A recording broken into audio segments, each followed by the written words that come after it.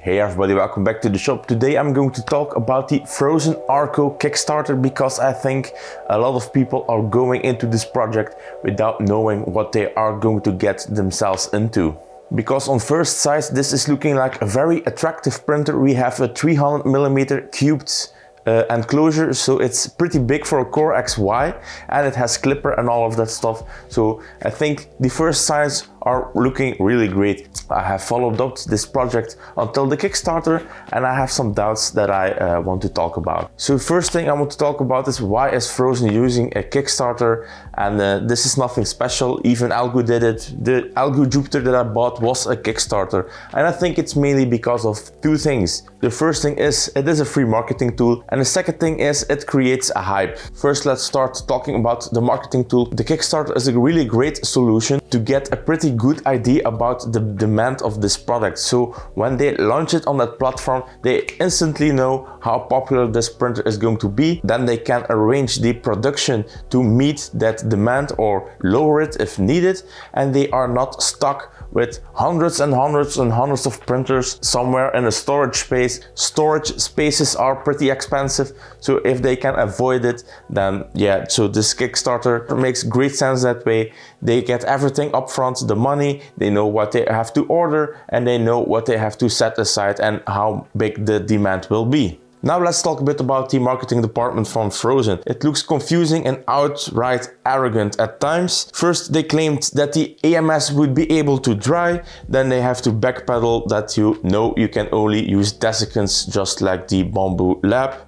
They released the shipping fees, which are pretty high, and after a lot of backlash they had to backpedal with the statement that, hey, maybe it's not for you if you can't afford it. Then after that statement, to give a 24-hour launch promo slashing 50% of the shipping prices. Like, what? And then to start the campaign of the Kickstarter with, it's time to pay. Yeah, I'm not sure guys, but what the fuck are you guys doing? That being said, let's take a look at the printer itself. First of all, the printer looks very boxy. There is nothing special going on. We have a color screen and all of that, so nothing special. They are claiming 30K of printer acceleration with print speeds up to 600mm a second. We have a heated bed of 120C. We have a nozzle that can heat to 300C, and you are going to be able to print virtually anything, and you will be able to replace the nozzle, so you can also print carbon fiber filaments. The Core XY seems to be a flying gantry one using 4 lead screws, so it's not like the Voron using belts. They are using 4 lead screws to raise up the complete print head, and the heated bed is going to be stationary. And then they also have features like vibration compensation. They have their own slicer and all of that, but they are very, very minimal on all that info, so right now it's still to be seen. Now let's talk a bit about the pricing. The pricing is $650 right now if you are going to get the early bird. Now the early bird is only the printer. You don't get the chroma kit, you don't get the AMS or what it's called, and most importantly, the side panels to close it off are not included. So for the $650, you are basically getting the same as with Bamboo Lab, the printer without any enclosure, and you will have to do everything yourself, or you pay extra for all that features. So I think it's around $1,000 if you want the paneling and if you want the AMS. Now the MSRP is going to be $850 when it's going to be launched. Now that MSRP seems to be in line with what the K1 Max is selling right now, but there is a big difference between the K1 Max and the Phrozen already, and it is going to be that there is no camera included. There is also no side paneling for that price, and you don't get the LiDAR, which is debatably useless. So this already feels like a stripped down version, but they are asking $850 for it, which is quite on the high side. So $850 for a less featured Core XY.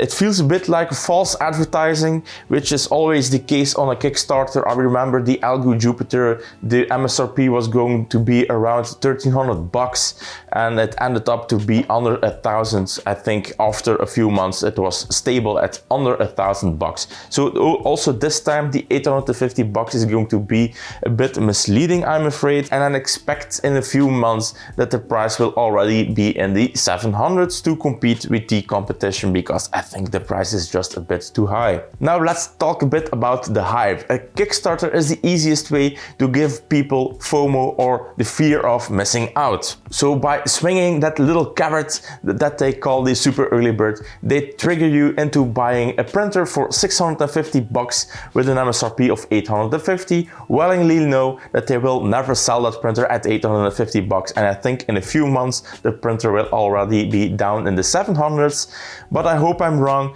But if not, I think that next Black Friday is going to be around the same price of the super early birds. I have seen enough Kickstarters that if a printer isn't performing like it should be, the prices started to plummet, and if you are waiting for the right time, and most of the times it's around Black Friday, you can get those printers cheaper than you have paid on your super early birds. You remember the K1 dumpster fire? Yeah, you're really right. I hope I'm wrong. We are going to see in about 6 months if I'm wrong. Like I said, I'm hoping I'm wrong, but if I'm not, you are warned. And one other concerning thing I found is the absolute lack of influencers that are co-oping with Phrozen on this launch. We have barely seen an unboxing. I think I have seen one unboxing from somebody. There are no close-ups of anything. There is no video material of anything. You can barely see that thing printing. You get some footage of a multicolor chip thing.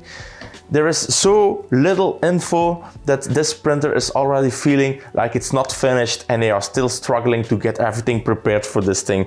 So we have to keep a very close eye on it. At least companies like Algo are using influencers to test their printers before they are launching the Kickstarter campaign or during the campaign, so that when you are spending your money, you already know some of the basics. Right now, the info is very limited. We have no influencers testing the printer or saying their opinion about it. There are a few. I think that the major reviewers are not getting samples right now. We don't see high-speed printing. We are basically seeing nothing except for promises and a few little test prints, like little pucks with some multicolor stuff in it. So right now everything is very limited, and it feels a bit that they are still struggling to get consistent results.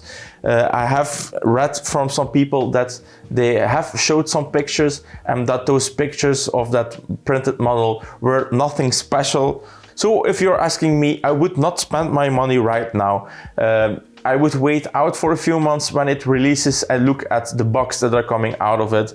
Okay, you get that super early bird, but like I said, it's $650, no shipping included, so you're already close to $800. And like I said, I don't think that pricing is going to last. I think that at the end of the year, you will be able to get that printer at almost the same price of that early bird. So it's going to up to you if you are willingly going to be a beta tester or not. But if you are not very inclined in 3D printing, then I would stay away from this printer and just wait out what this printer is doing, and when it's tested by some influencers that know what they are doing, so you have an informed decision to make before you are spending your money on it. Obviously, I hope I am wrong. I hope that this printer is going to absolutely knock everything out of the water. Either way, if you buy it or not, the potential problems that are going to be facing will be resolved. I'm pretty sure that there will be fixes for everything that pops up, but the biggest fear I have is that if you are not that inclined in fixing printers yourself, you're going to be stuck with a paperweight, potentially waiting weeks or months for the fix. And just like the Creality, I had to wait 3 months for anything close to come in the shop to be able to fix it. So I am not wishing that on anybody, that you just bought a new printer and that it is a paperweight for a few months. So I hope that the Phrozen Arco is going to be a great alternative for printers like the Voron series. The Voron series is a fully hands-on printer. You have to build everything, and it looks like the Phrozen Arco is going to be a plug-and-play printer. Alright, that's gonna be it. Thank you for watching, and guys, I see you in the next one.